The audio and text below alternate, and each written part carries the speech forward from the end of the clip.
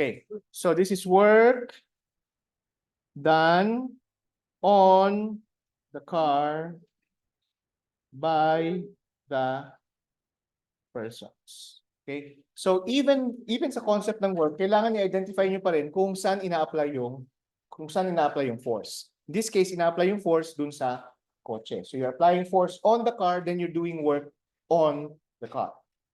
Kayo, meron kayong ginagawang work ngayon. Okay? Sa upuan. So you're doing work on your chair, on the chair that you're sitting on. Okay? Ano yung work na yun? Dahil sa anong force? Well, dahil sa gravity, specifically dahil sa weight. Okay, dahil sa weight nyo, nag-exert kayo ng force on the chair. Okay? And you're doing work. Okay? So, again, para masabi nyo na ang tawag dito na may ginagawa kayong work on the object, you need force and displacement. Okay? Tawag dito, very roughly, we can define work as the product of force and displacement. So if you multiply the magnitude of the force and the magnitude of the displacement, then you get the magnitude of work. Okay, now anong unit ng force? Okay, ang SI unit ng force ay newtons. Anong unit ng displacement? Ang SI unit niya ay meters. Anong unit ng work? Okay, Newton meter, ang tawag natin dyan ay, alam niyo ba? Okay, ang tamang pronunciation dyan ay joules. Parang mga alahas, di ba? Joules. Okay, so joules ay equivalent sa Newton meter. Okay, so joules is Newton meter. Unit na joules. Okay, now, sometimes, okay, nag-apply kayo ng force in a particular direction, pero nag-move in another direction yung object. Okay, may naisip ba kayong mga examples na ganun yung nangyayari? Tinutulak o hinihila niyo yung object in one direction, pero sa ibang direction siya napupunta. Examples ba na ganun? Ha? Sige. Okay. Kasi may friction kasi dun sa gulong, di ba? Oh, pwede rin yun. Okay lang yun. Ano pa?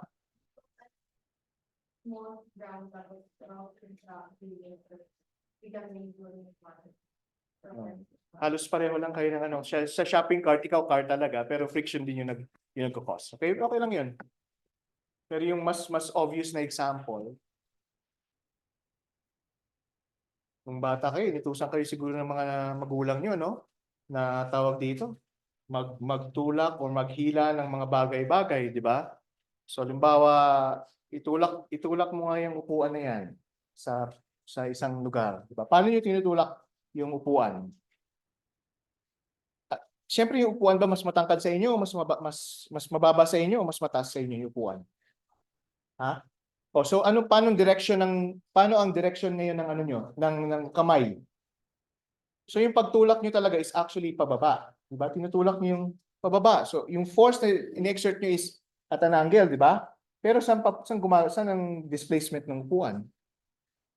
Forward. Yun yung isang example na iba yung direction ng pagtulak dun sa displacement nung talagang tinulak mo pa yung upuan na yan, ha? Para lang, okay lang yan.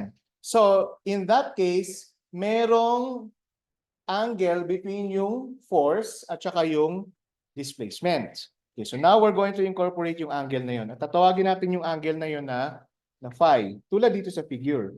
So, in this figure, okay, ito yung force, yung kulay pula, okay, and yung displacement yung kulay blue. So, in-apply niyo yung force at an angle with respect to the direction of the displacement.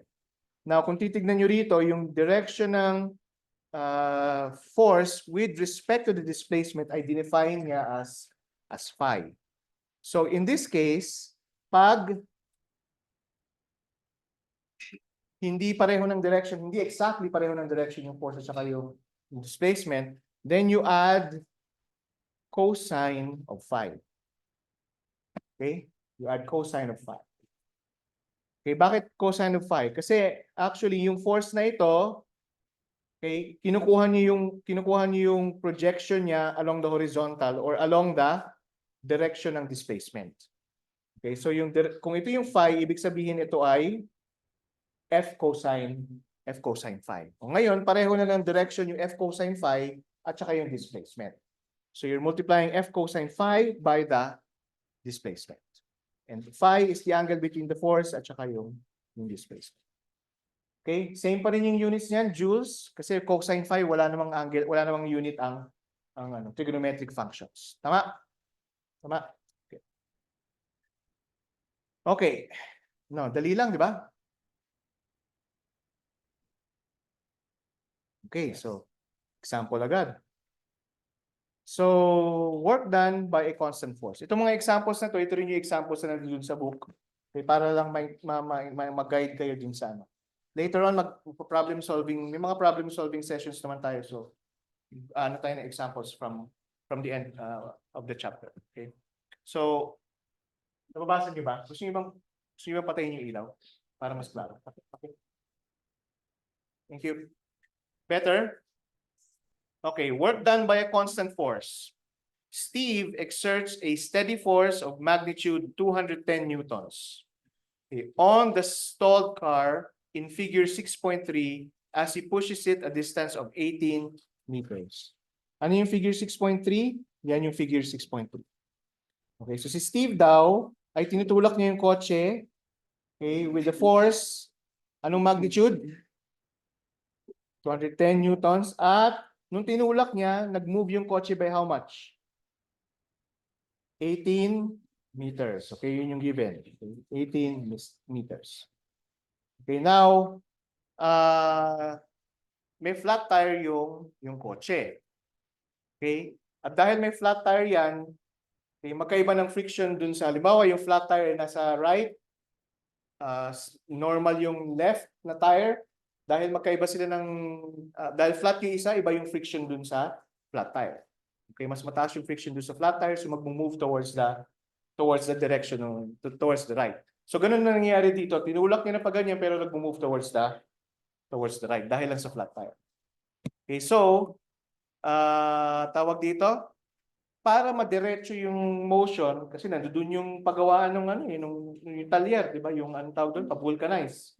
Di ba? So, i-angle niya ng konti yung pagtulak niya para diretso. Di ba ganun naman ginagawa niyo sa shopping cart? Pag ginaganon niyo, umiikot sa kabilang direction, so i-angle niyo konti yung tulak niyo. Tama? Tama? Di ba? Yung mga hugot sa pang-araw-araw na buhay, nagagamit niyo na ngayon. Okay? Mamaya gagamitin niyo yung knowledge niyo sa elementary. Okay. So, meron tayong force, meron tayong displacement, and meron tayong angle between the force and the displacement. So, straightforward lang yung pag-solve, di ba? Sabi natin, may equation which is F times S times cosine ng phi. Okay? Ang force is 210 newtons, ang displacement ay 18 meters, at yung angle between them ay 30 degrees. So, pag minultiply niyo yung mga quantities niya sa isa't isa, then you get a work which is equal to 3,300 joules. Okay? Klaro ba? Clear? Clear. Okay. And that work is being done on the car by Steve. Okay? Sige, ulit-ulitin natin yan para masanay kayo sa mga ganong klaseng ano. Okay, so sa letter B, ayan, tinatanong, how much work does Steve do on the car? Okay. Okay. In a helpful mood, Steve pushes a second stalled car with a steady force. So may pangalawang kotse, di ba? Ibig sabihin, iba na to. Iba na yung force, iba na yung displacement. In fact, sobrang iba na ginawa niyang vector form, may unit vectors na I hat at saka J hat. Kung paano niya nakuha yung mga yan, malay ko. Di ba?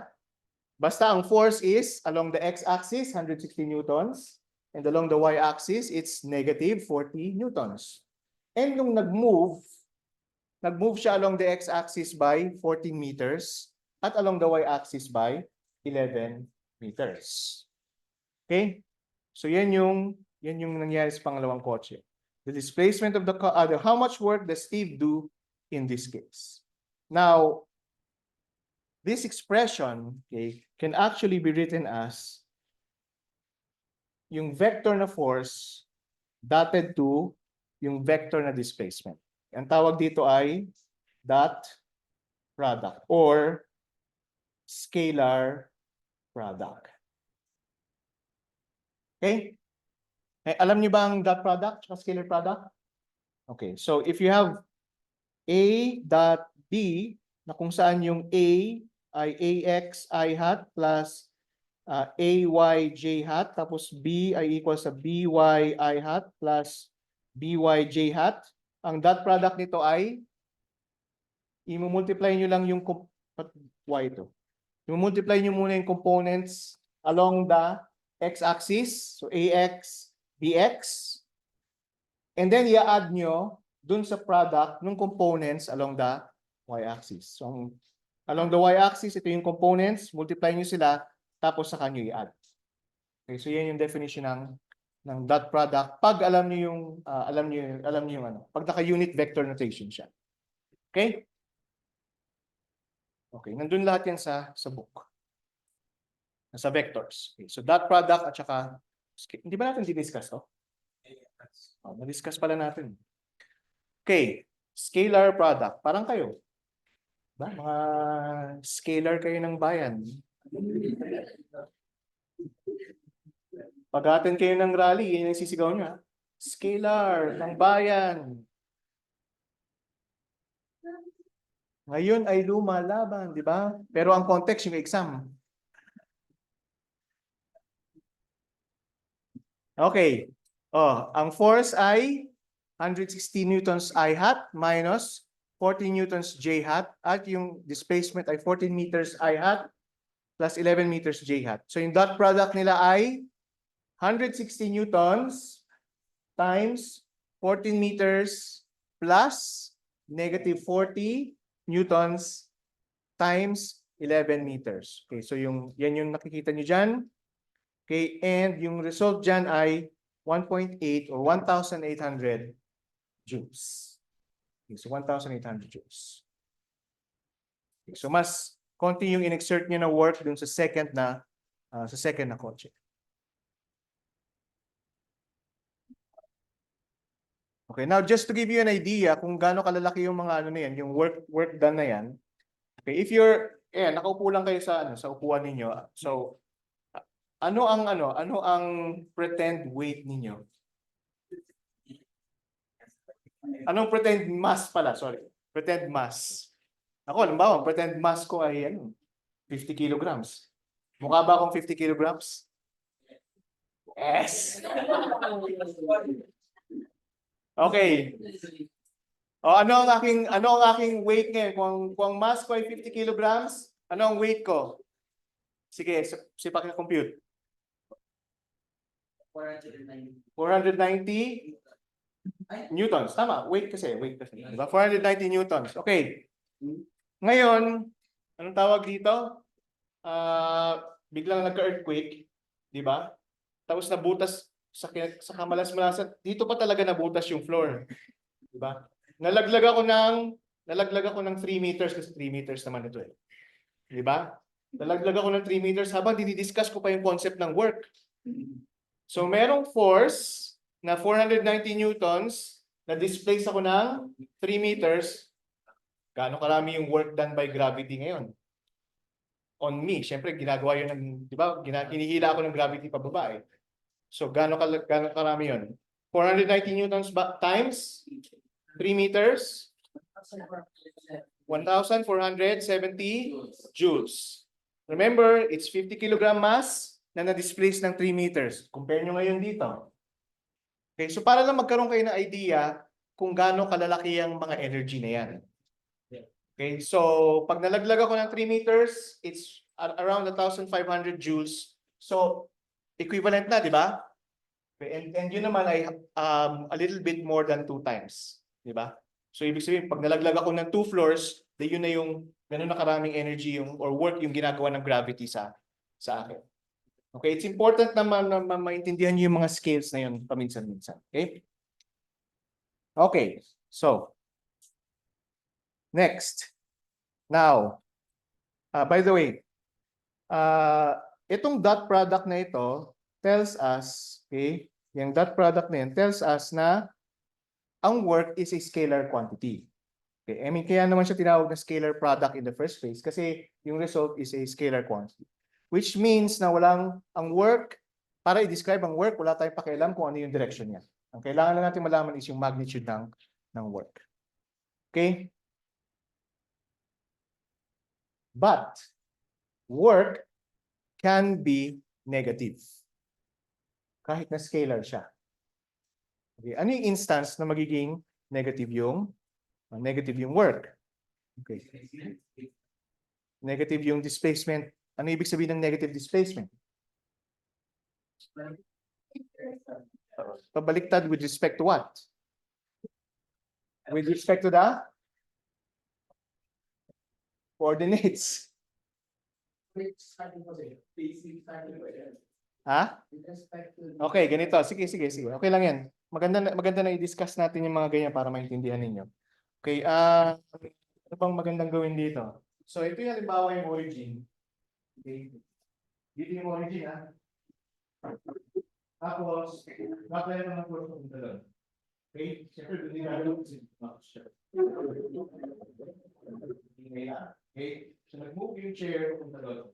Apply ko ng force ng doon. Okay? Tapos, define ko na ba yung positive x-axis o hindi pa? Hindi pa. Doon ko i-define yung positive x-axis. Anong klaseng work yan? Positive. Anong sign work? Positive. Okay. Ngayon dito ko i-define yung positive x-axis. Negative na yung work? Pero negative din yung force, diba? Eh, di ba ang product ng work is force times displacement? May negative ang work, may negative ang force, may negative ang displacement, positive ang work. So yung sinasabi ninyo na dahil sa negative displacement, yung negative work is not complete actually. It's not wrong, but it's not complete. So kaya tinanong ko sa inyo, ano relative to what? Relative to, yung negative displacement is relative to what? Actually relative to force. Okay, so ito pa rin yung gagawin ko ng example. Okay, bakit tumutunog yung chair? Friction. Pag minute yung chair in that direction, anong direction friction? So between displacement and direction of friction? Okay?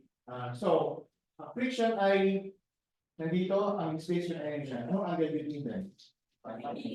Diba? Kasi positive x, negative x. Gawin kayo ng art, division. Eh di ba, ang equation natin is force times displacement times cosine ng angle between them. Ang angle between them is 180. Anong cosine ng 180? Negative 1. So ngayon, meron kayong negative na 1. Okay. So you only get negative work if the force and the displacement are opposite in direction sa isa't isa. Okay, pero not entirely opposite. Okay, not entirely opposite. Kasi, tignan nyo to. Dito sa figure, okay, so yung first figure describes yung positive work. And even if may angle yung force at saka yung displacement sa isa't isa, this work is still positive. Dito naman, negative yung work dito, pero yung force at saka yung displacement ay tawag dito, magkaibang direction. Okay? Pero hindi 180 degrees. Okay, so you get positive. Ginagalaw ko yung screen, pero dito ko dapat igalaw. Okay, so you get positive work if the angle between the force and the displacement is between 0 and 90. Diba? Kasi ano bang 0 and 90? Positive yun first quadrant yun diba? Okay. Pero kung between 90 and 180 yung angle between the force and the displacement, diba? Ang work will be negative. In general naman kasi, tawag dito na opposite in direction naman talaga yung displacement. Okay? So, in this example, yung friction is doing negative work on the chair. Okay? Okay. Now, dito sa third example, okay, yung work is zero. Kailan nagiging zero yung work? Okay? Okay lang yan. Zero force. Of course, kung wala kang force sa tayo, wala work na mangyayari, di ba? Wala displacement. Okay, isa din. Paano kung mayroong force at saka mayroong displacement? Perpendicular sila sa isa't isa. Hindi ba yung gusto mong sabihin? Okay lang yan. Okay lang yan. Tawag dito, ano example ngayon? Kung textbook example yung everyday experience niyo kung saan yung work, yung force at perpendicular sa space. Kung may tinigay ka, harap. Kahit hindi sa harap. Okay. Basta meron kayo binubuhat. Ba? Alam niyo ba kung ano ang library? Iniisip niyo kung joke yun na hindi, no? Alam niyo ba na sa loob ng library ay merong books? Kasi baka hindi pa kayo nakakita ng yung generation niyo, baka hindi pa kayo nakakita ng books sa talang buhay niyo. Puro kayo e-books eh. So, punta kayo live, manghiram kayo ng book. Uy, pwede kayo manghiram ng book sa live. At buhatin niyo siya, nakaganyan kayo, di ba? Okay. So, ano-ano ang forces na nag-act dun sa book? O sa laptop niya? Gravity. Anong direction ng gravity? Pababa. Siyempre, gusto nyo gamitin yung book, mag-aaral kayo, pupunta kayo dun sa table nyo. Nag-move kayo horizontally, di ba? So, yung gravity ay, gravity, it's actually, specifically, yun yung weight ng book. Di ba? Tama? Okay. So, pababa yung weight ng book, and yung displacement nyo ay horizontal. So, ang angle between them ay 90. So, gravity is actually doing work on the book. Pero zero yung work na yun. Okay, so it's not, the work being done on the book by gravity does not cause it to move.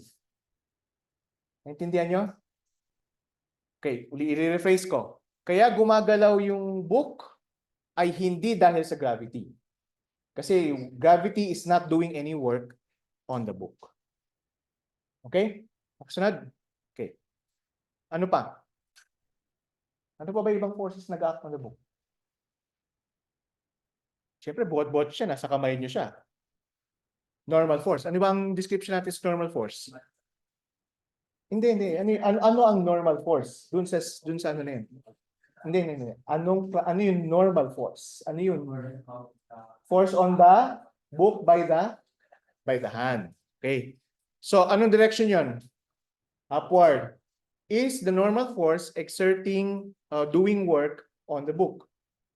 Wala, kasi ang normal force ay pataas, ang displacement nyo ay horizontal, at ang angle between them ay 90 degrees. So both gravity, both the weight of the book and normal force are not doing any work on the book.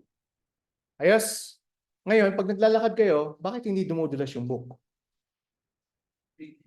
Friction. Kasi there's friction between the hand and the book.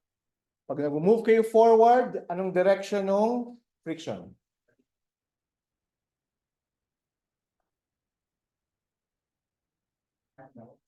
Okay, ito na lang. Imagine niyo pag walang friction at nag-move kayo forward, saan pupunta yung book? Papunta sa inyo, di ba? So anong ginagawa actually ng friction? Oh, paharap yung tulak niya para hindi mag-move yung book. Tama? Tama. And it's the same way pag naglalakad kayo. Pag naglalakad kayo, anong direction yung friction?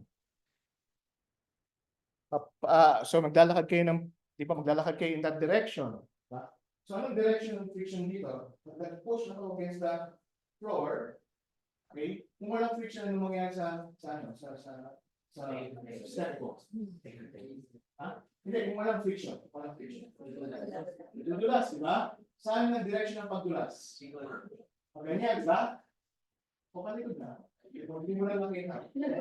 Sabi ko ba? Ganyan, di ba? Tama? Sabi dapat yung direction of friction para hindi kayo madulas. Tama na. Tignan nyo yung number 4 question. Diba? Dapat ang direction of friction dito sa number 4 ay para. Hindi pa nagpon. Otherwise, it's just like yun. Tama? Sabi sa inyo, babalik-balikan natin yan. Hanggang lang yan. Hanggang gumraduate kayo. Balik-balikan niyo yung Newton's laws na yan at saka. Okay. So, ang friction ba ay merong ginagawang yung friction, okay, that causes or that prevents the book from slipping, ay meron bang work na ginagawa sa book? Meron bang ginagawang work on the book yung friction para hindi siya mag-slip? Yes. Okay. At yung work ba na yun ay positive, negative, or zero?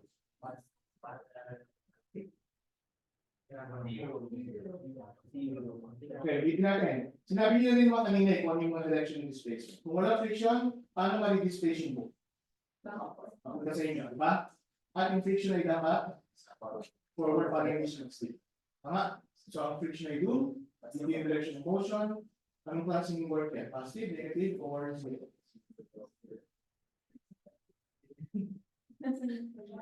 Saan pupunta friction?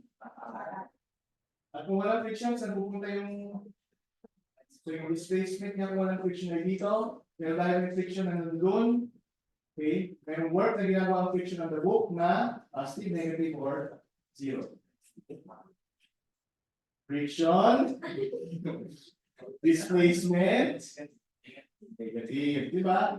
Di ba? Negative. Kasi opposite directions na sa isa't isa, di ba? And yung angle between them is 180. Pati ilang minutes lang na wala na yung mathematics niyo. Okay, so 180 degrees. Okay, so negative yung work. Okay, sige. Kung nawala na nga yung mathematics niyo, mag-break muna tayo ng ng 10 minutes.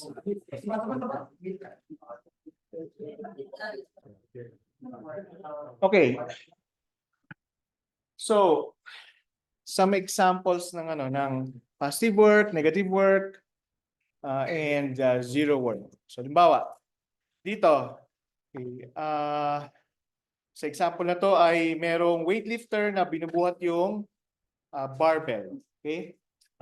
Obviously, para hindi malaglag yung barbell, yung weightlifter ay nag-exert ng force na paakyat dun sa barbell. Okay? Pero kung hindi siya gumagalaw, walang displacement, then alam na natin kagad na yung work done, anong tawag dito? Work done by the hands on the rod is zero kasi walang displacement. Okay?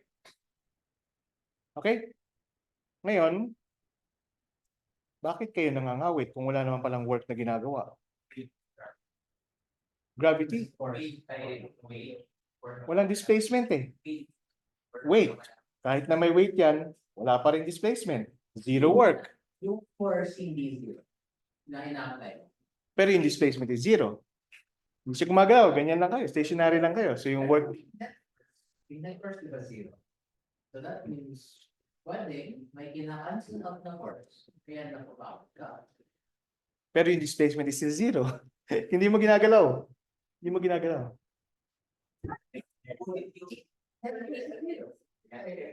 Hindi, tinatanong ko kung bakit kayo nangangawit kahit na zero yung work.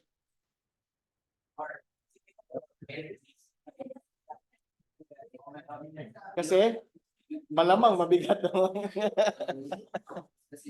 Pero wala pa rin kayong displacement. Ha? Kahit anong sabihin nyo about the force, zero ang displacement, walang work. Diba? Pero ang awit pa rin kayo. Energy na. Andun na tayo. O, pero yung nag-exert naman, ito kasi yan. Paano nyo na ba nabubuhat yan in the first place? Ha? Muscles. Oh. Ang gumagawa ng work actually ay yung muscles. Okay? So, merong work na ginagawa yung talagang i-display mo pa yung muscles mo, ha?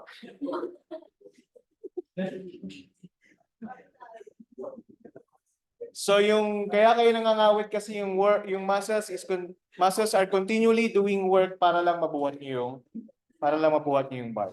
Okay? So walang kinalaman actually dito lang sa system na pinag-usapan natin. Okay? Kasi yung muscles is outside or internal. Okay, ngayon sa case na to, okay. Sa letter A, ang tawag dito, binababa niyo na ngayon yung barbell. Okay, bababa niyo na yung barbell. So may displacement na anong direction? Downward. Okay? So ang force na ine-exert ng kamay niya dun sa rod ay anong direction ulit? Hindi. Force na ine-exert ng kamay niya dun sa rod. Upward, di ba? Upward. Downward lang yung movement. So, anong masasabi niyo about yung work done on the barbell? Negative. Okay, good. Ayan, natututo na kayo. Okay, sana ganun ang kadaling exam. Okay. So yung work done by the hands on the barbell is doing negative work. Okay, tulad ng nakasulat dito. Okay, what about yung work done by the barbell on the hands? Ano na to? Ginagawa to ng barbell dun sa kamay. Okay, anong direction yung force na in-exert ng barbell sa kamay? Downward. Anong direction displacement? So ang work dito is positive. Okay. Kasi same direction sila. Okay. Good. Yan na. Tataas na yung score niyo sa conceptual questions. Let's go, perfect. Perfect na. Yan ang magandang attitude. Diba? Perfect sa fine. Yun. Perfect sa fine na. Sure ka rin dyan. Okay, tignan natin itong example 6.2. Work done by several forces. So alam natin na tawag dito, alam natin na ang work, okay, we can solve for work, okay, depende sa mga forces na involved. So each force na in-exert sa isang object ay merong corresponding na work done by that force. Okay? So, yun yung example na ito. This is the work done by several forces. So a farmer hitches her tractor to a sled loaded with firewood and pulls it a distance of 20 meters along level ground. Okay, so ito yung example na yun. Okay, so merong farmer na merong tractor at hinihila niya yung sled na puno-puno ng kahoy. Okay, basically yan yung description. Ba? Okay. Tapos ang sabi, the total weight of the sled and the load is 14,700 newtons.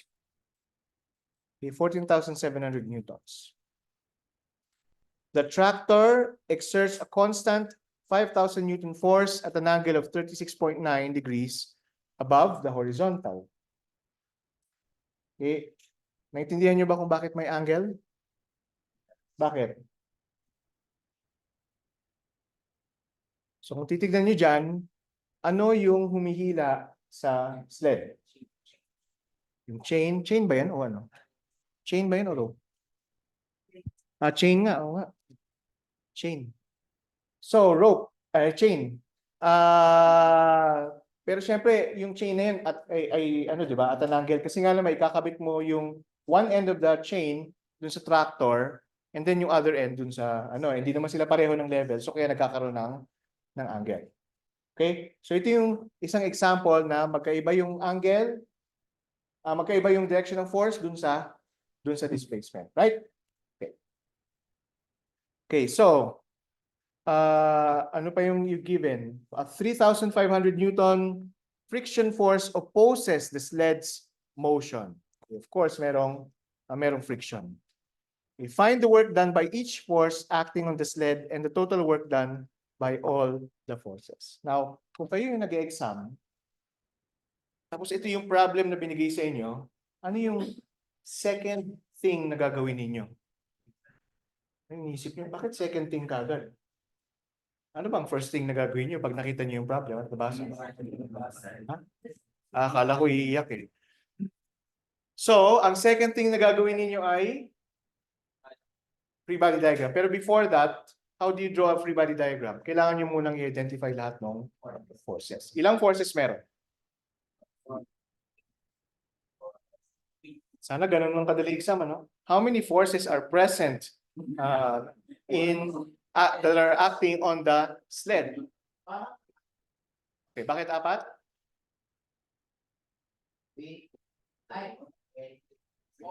Oh, exactly. Wait nga. Wait. Oh. Weight, tension from the Mhm. pulling force, whatever that means. Okay. Tension. Tracker. Tension. And the friction force. Tapos yung load. Anong load? O load on the step. Hindi. Sabi dito, the total weight of the sled and the load. Oh, so yung load sled. Yes. Tatlo. Iba? For dahil may normal force pa. Okay. Force exerted by the ground on the sled. Okay? So apat na forces. Okay? So na-identify niyo lahat ng forces na yon. So siyempre i-drawing niyo siya sa isang free body diagram. At ganito yung magiging itsura ng free body diagram niyo. Okay, so makikita niyo diyan yung weight, diba? Makikita niyo diyan yung normal force. Okay? Makikita niyo diyan yung friction. Okay? And makikita niyo rin diyan yung tensile force. Yung dahil sa ano yan, that's chain. Okay, tension, that's chain. And naintindihan niyo kung bakit dito yung friction, yung direction of friction? Kung dito yung direction of displacement, okay, yung friction ay opposite in direction. Okay? So tignan niyo, dinrawing niya yung direction and displacement. So importante din na ma-identify niyo yung motion ng object. Okay? Okay. So ano na ngayon ang tinatanong is find the work done by each force. So meron kang 4 forces, you identify kung ano yung work na ginagawa ng bawat isa sa mga forces na yon. And the total work done by all the forces. So aling force nyo gustong unahin na i-compute? Friction? Tension? Friction or tension? Friction, tension, normal force. Sige, tension. Work done by the tensile force. So ang tension, Ft times yung displacement times cosine ng angle between the displacement and the tensile force. So anong tensile force? Nababasa niyo ba? Hindi na gano'n. So, ayan, nakalagay 5,000 newtons. Sige, dito ko na lang siya ilagay.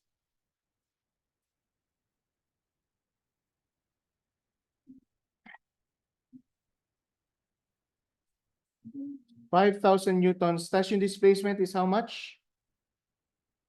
20 meters. And yung angle between them ay? Okay, sige, paki-compute.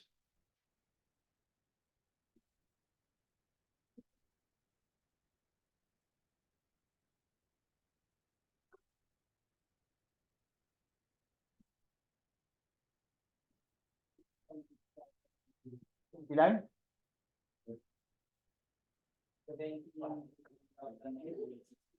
79,968. Importante ba yung ibang mga figures? So importante yung 8 newtons. Yung 38 newtons, so 68 ba sabi mo? Yung last 2 digits? Importante ba yun? Hindi na gano'ng importante yun. 80,000 newtons. Yun ang ibig sabihin ng joules pala, sorry. Yun ang ibig sabihin ng significant figures. Nagmamatter ba yung mga maliliit na numbers na yun? Oh, hindi kasi ang bigat-bigat ng 80,000 di ba? 80,000 tama newtons nga, no? Ang bigat-bigat ng 80,000 newtons. Ano ba naman ang 8 newtons na idadagdag mo lang sa 80,000? So hindi siya significant in other words. Ha?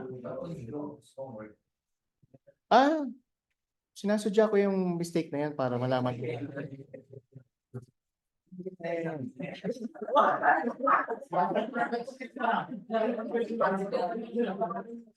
Ha? Ano na? Pagbasa niyo sa exam, ano? Hey. Next na force na gusto nyo i-consider.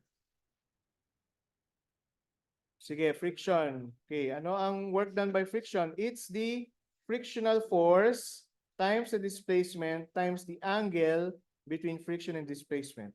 Ano ang frictional force? Magnitude ng frictional force? And yung displacement? And yung angle between friction and ang tawag dito, the displacement? 180 degrees. Anong sagot?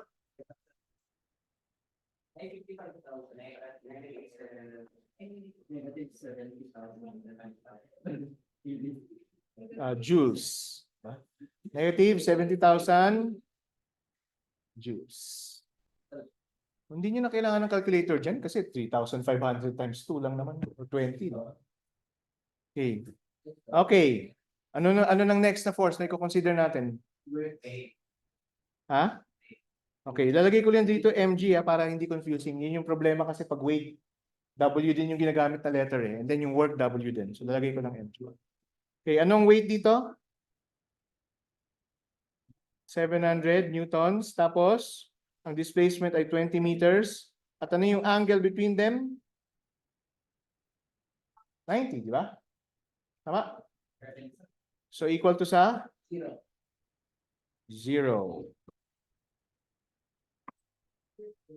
0 joules. Okay, and yung work na ginagawa ng ano na yung titira? Normal force. Tama? Tama? Alam niyo ba kung anong normal force?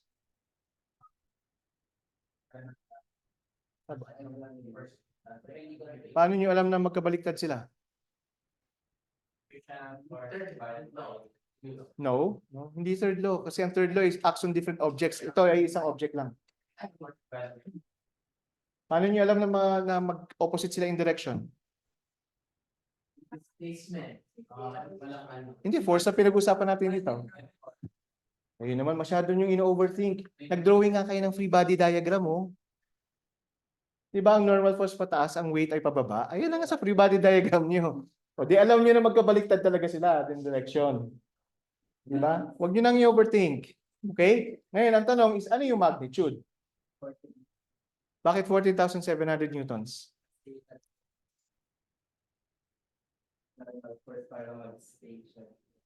Para mag-stay siya saan?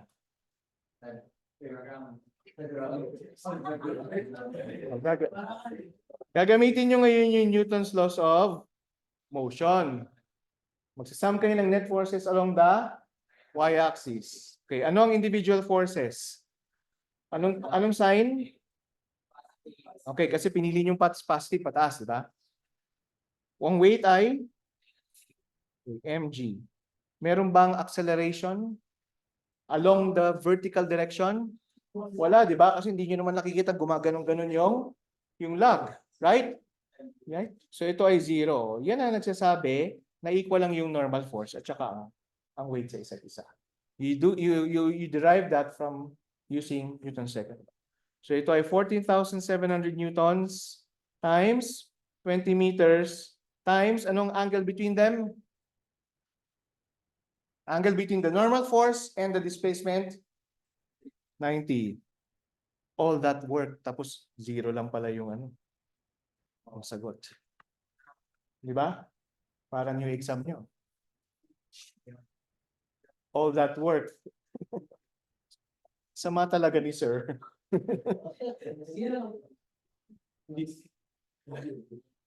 Hindi talaga ako magaling ng motivational speaker, no? Binaliktad ko lang yung mga sinasabi. Dahil normal course. Yes.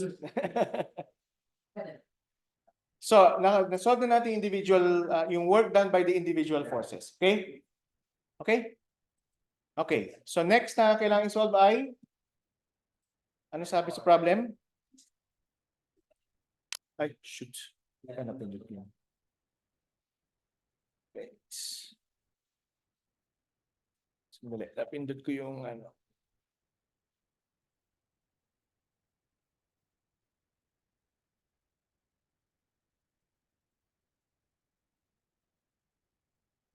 Anong mas masaya?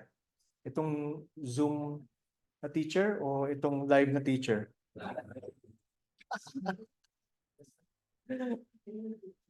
Paano ba naman ako makapag-jokes? Nakikita ko lang mga mukha ninyo. Joke ako, tapos nakaganyan lang yung pictures ko.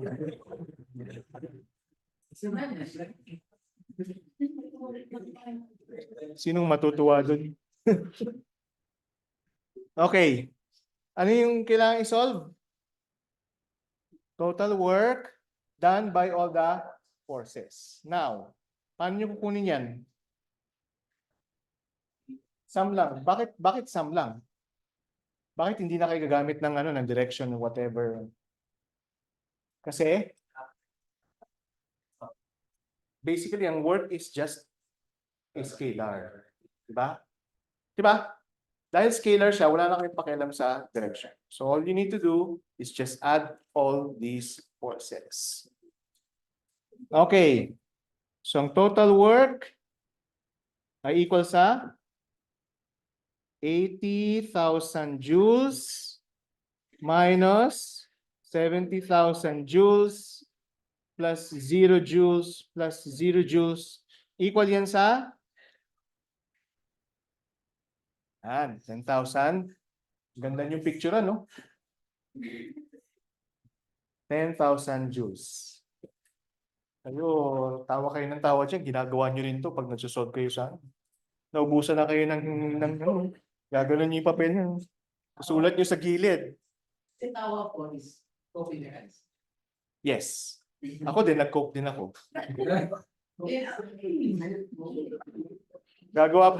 Gagawa pa kayo ng love letter na, Sir, pasensya na po, naubusan po ng...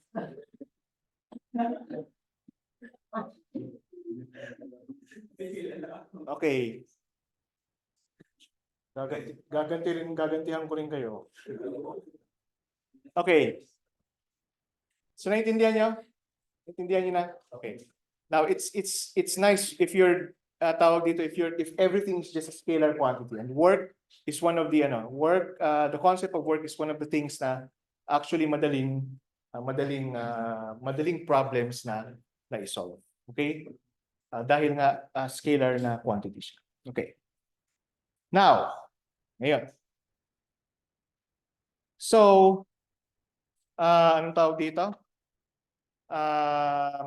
Sinabi natin kanina na if we're doing positive work, okay, it's because yung force at saka yung displacement are in the same direction. And if we're doing negative work, it's because yung force at saka yung displacement are opposite to each other. Tama? And if there's no work, it's because the force and the displacement are perpendicular sa isa't isa. Tama, no? Yung pinag-usapan natin kanina. Now, if you're doing positive work, anong mangyayari sa speed ng object sa tingin ninyo?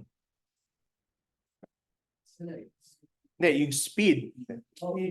Mag-ingat kayo sa mga quantities na ganyan kasi speed and acceleration are not. Yeah, so nag-increase. Paano nyo alam na nag-increase ang speed?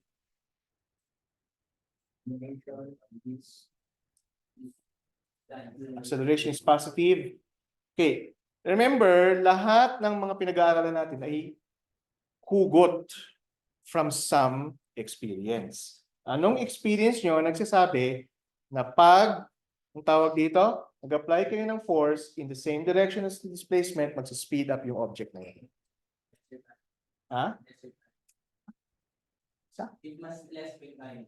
Tinatanong ko kung anong experience ninyo ang ganun ang tawag dito yun nga nag-apply kayo ng force tas same displacement tas nag-speed up yung isang experience yun na kailan yun yung naranasan anong experience yun na ganun meron ba na nasa madulas sa surface tapos pag tinulak yung isang object tapos yes, kasi tinulak niyo siya in the same direction. Sinulak niyo siya in that direction and doon din yung displacement. So magsi-speed up yung object, right? Conversely, ayan na yung kayo yung nasa kabilang side kasi sa inyo tinulak yung karton, 'di ba? papunta na sa inyo yung karton, paano nyo siya papabagalan? Mag-apply kayo ng force opposite dun sa displacement. Diba? So pag ang work is negative, anong nangyayari sa speed niya? Nagdi-decrease yung speed. So in this examples, makikita nyo na yung work ay related pala sa speed. Okay, another example, magbato kayo ng object paakyat. Okay, so habang nasa taas yung object na yon, ano yung force or forces na nag-act dun sa object habang nasa air siya? Huwag niyo muna intindihin yung gravitational, yung air resistance. So habang papakyat siya, ano ang forces na nag-act dun sa object? Force or forces? Gravity, yung weight niya, di ba? Weight niya, ano pa? Meron pa ba? Wala na. Wala na, di ba? Kasi nga, projectile na siya, di ba? Okay. Only force acting on that object is gravity. Anong direction ng weight niya? Downward. Pero anong direction yung displacement? Upward. So anong sign ng work? Positive or negative? Negative. At ano nangyayari sa object habang umakyat siya? Ano nangyayari sa speed ng object habang umakyat? Nagdi-decrease. Okay, pag negative work, ang result is a decrease in the speed of the object. O di syempre yung object na yun darating sa pinakatuktok tapos babalik na siya pababa, di ba? Tama? Okay. So ano na ang direction ng gravity in that case? Nung weight. Pababa, paakyat? Pababa pa rin, di ba? Hindi naman magbabago ang direction ng gravitational force, parating pababa, di ba? Kaya yung item number 1, letter B, tsaka letter D, yung mga sumasagot sa inyo na gumaganyan-ganyan yung acceleration, ay nako. Okay, so, gravity pababa, yung weight pababa, anong direction ng displacement? Bumababa na yung di ba, yung object. So, same sila ng direction. Ano ang work? Positive. At ano nangyayari sa speed ng object? So, pag another example na pag positive yung work, mag-i-increase yung kanyang speed. Okay. So, in other words, work is related to speed. Okay. And we can actually derive that, okay, from, anong tawag dito? From one of the kinematic equations. Okay. Ang kinematic equation na gagamitin natin is v squared minus v naught squared. So, in final velocity squared minus initial velocity squared ay equals sa 2 times yung acceleration ng object times yung displacement. Okay, ang gagawin natin dyan ay multiply natin to by mass.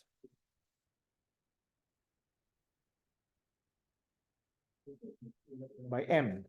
So magiging mv squared minus mv naught squared is equal to 2max minus x. Okay? Tapos, multiply natin yan by, anong tawag dito? Sorry may importante lang na. So, i-multiply natin yan by 1/2. Okay. Ano mangyayari? 1/2 mv squared minus 1/2 mv naught squared is equal to max minus x naught.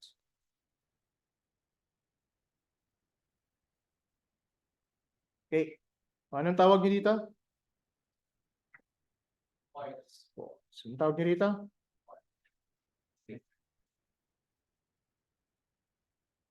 At ang product ng force at saka ng displacement ay?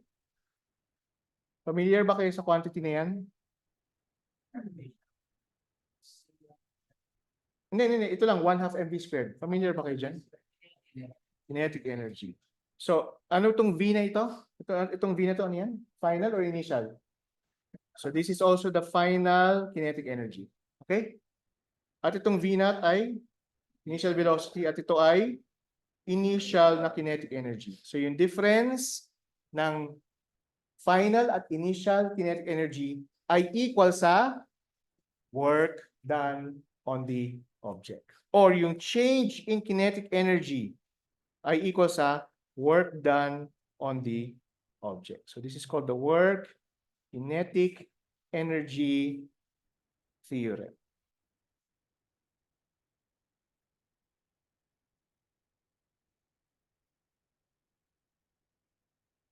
Okay, work kinetic energy theorem.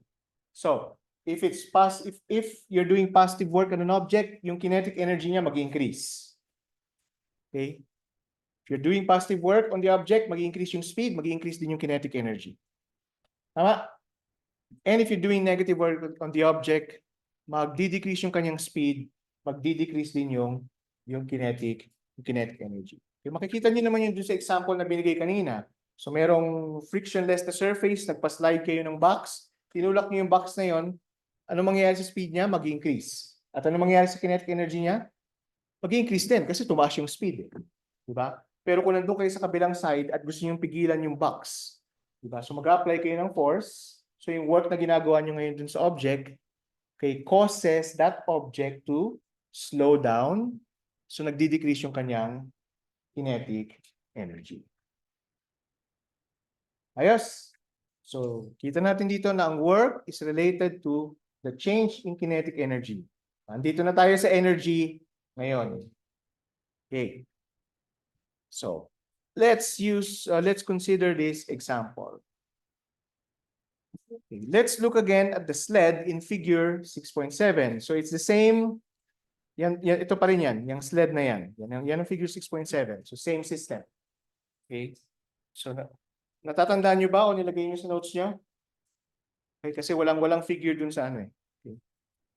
Okay, so let's look again at the sled in figure 6.7 and our results from the example.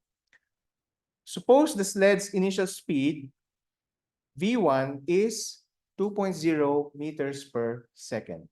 What is the speed of the sled after it moves 20 meters? What's the speed of the sled after it moves 20 meters? Okay, so first of all, okay, ano ang tawag dito? Anong ine-expect nyo na tawag dito na sagot para sa final speed? Will it be greater or less than 2 meters per second? Greater. Bakit? Positive work. Actually, ano ang value ng work? 10,000 joules. Okay, 10,000 joules. Okay, so positive 10,000 joules. Dahil positive yung work, ang ine-expect nyo ay bibilis siya. Tama, bibilis. Okay.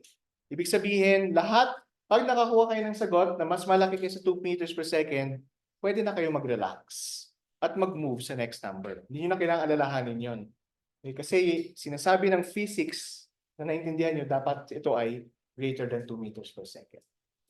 Okay? Okay?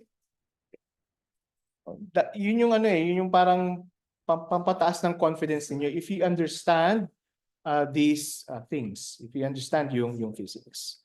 Okay, so we're going to use this equation, okay, work kinetic energy theorem. Okay, or the total work is just equal to the change in kinetic energy. Yung K2 dito is yung final at yung K1 ay initial. To solve for the kinetic energy, kailangan natin, ano ba expression for the kinetic energy? 1/2 mv squared. So kailangan natin yung mass, right? Okay, so unahin natin i-solve yung mass. Ano ang mass dito? Weight divided by the acceleration due to gravity. Anong weight? 14,700 newtons divided by 9.8 meters per second squared. So equal, ang mass niya ngayon is 1,500 kilograms. Okay? So makukuha na natin ngayon yung initial na kinetic energy. So ang initial na kinetic energy is 1/2 times yung mass na 1,500 kilograms times yung initial na velocity which is 2 meters per second squared. Okay, huwag niyo kalimutan yung square. So ano ngayon ang sagot dyan? 1,500. Ano bang 2 squared? 4. 4 divided by 2. 2. 2 times 1,500. Ha? 3,100. Diba? 3,000 joules. Diba sinabi ko sa inyo na gagamitin nyo yung knowledge nyo from elementary?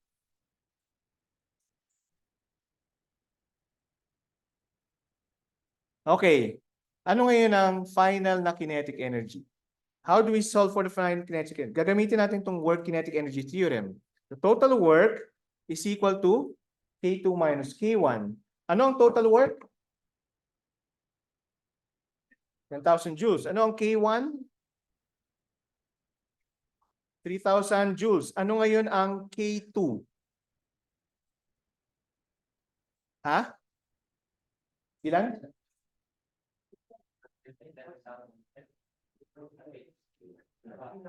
Balik ko kayo sa grade 1 yan.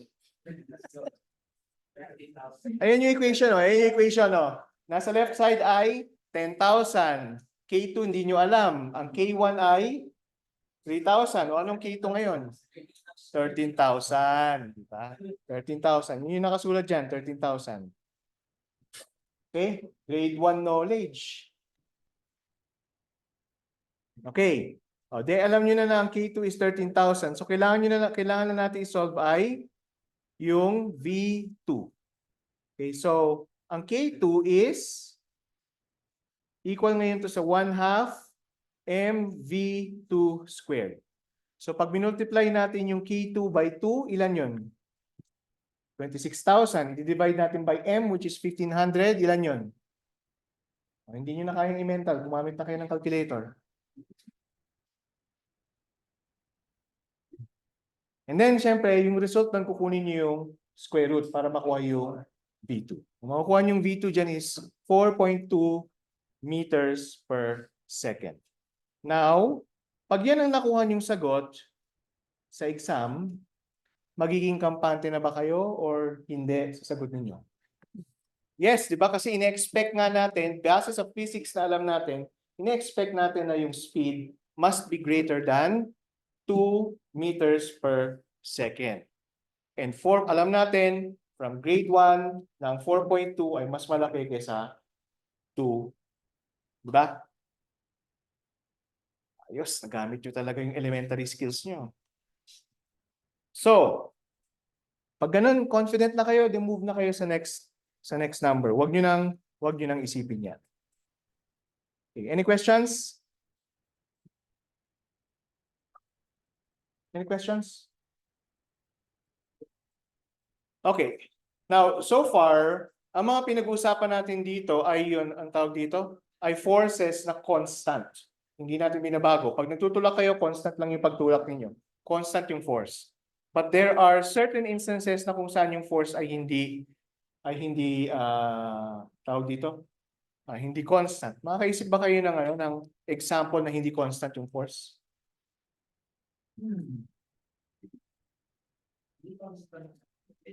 Ha? Pag nagli-lift, hindi constant yung force? Yun ang tinatanong ko. Anong klaseng force ang hindi constant? Yes, yung spring actually. Hindi siya constant na force. Kasi pag konti lang yung na-display sa spring or na-compress, di ba? Hindi din naman ganun kalaki yung in-exert ng spring. Pero pag malaki yung weight, mas malaki din yung in-exert na force ng spring. So nagmamatter kung gano'ng kalaki yung displacement, right? Meron pa bang iba? Meron pa kayo ibang naisip na example? Yung rubber band, tama. Para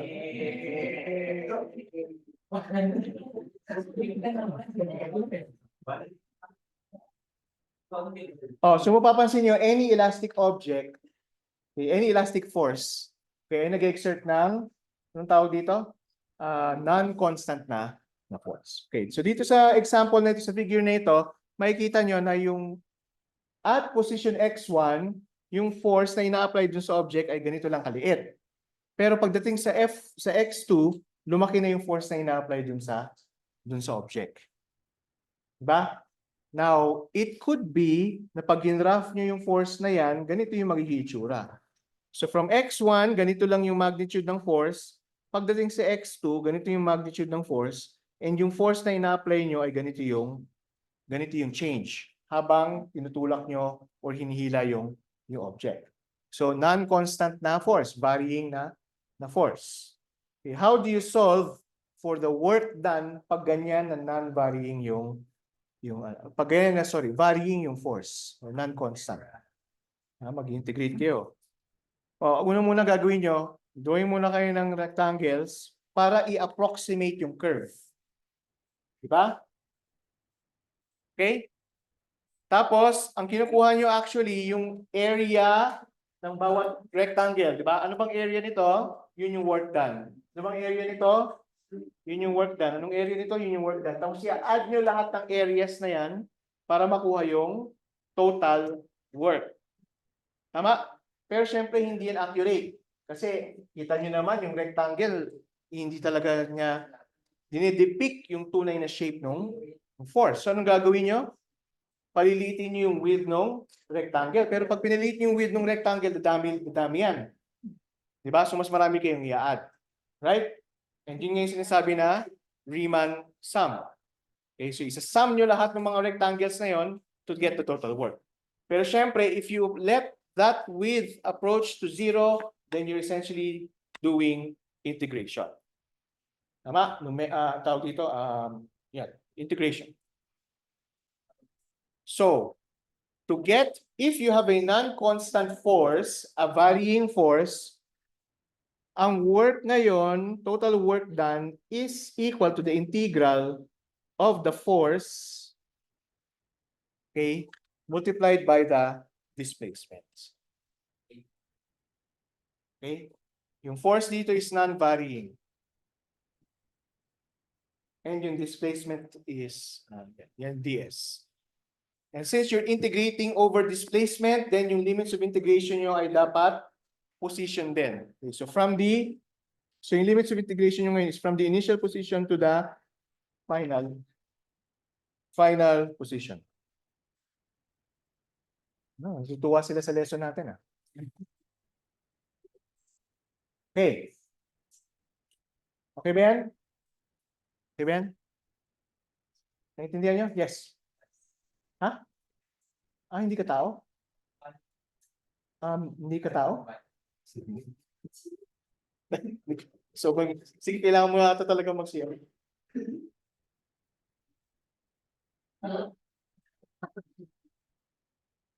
Sabi niya kasi nung una, banyo po ako.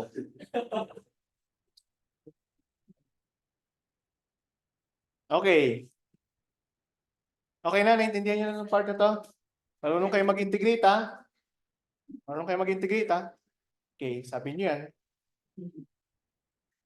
Okay, so now, we have a more general expression pagdating sa total work done.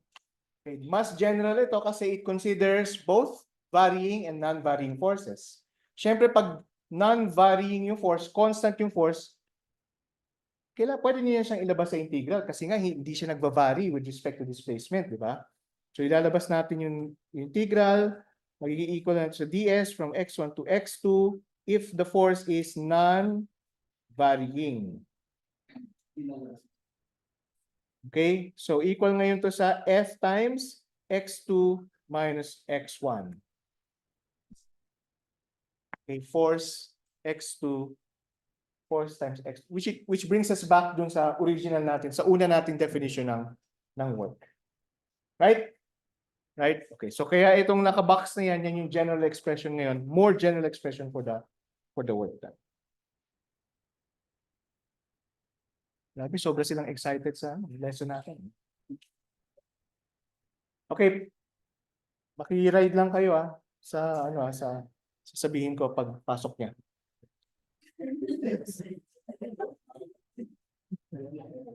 Okay, pass your papers.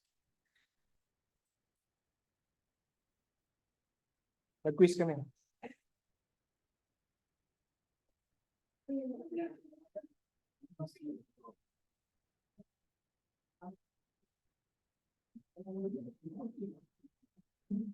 Sir talaga ang sumasama. Wala, joke lang.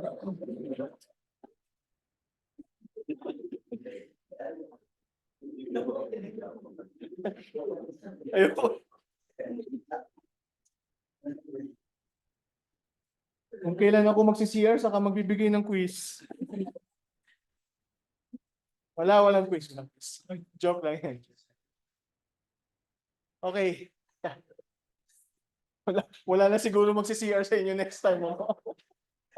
Baka bigla talaga magbigay ng quiz eh. Okay, sige. Hanggang dyan na lang muna tayo. Tapusin natin ang lesson sa napakaganda kong prank. Okay, so I'll see you Tuesday and happy weekend.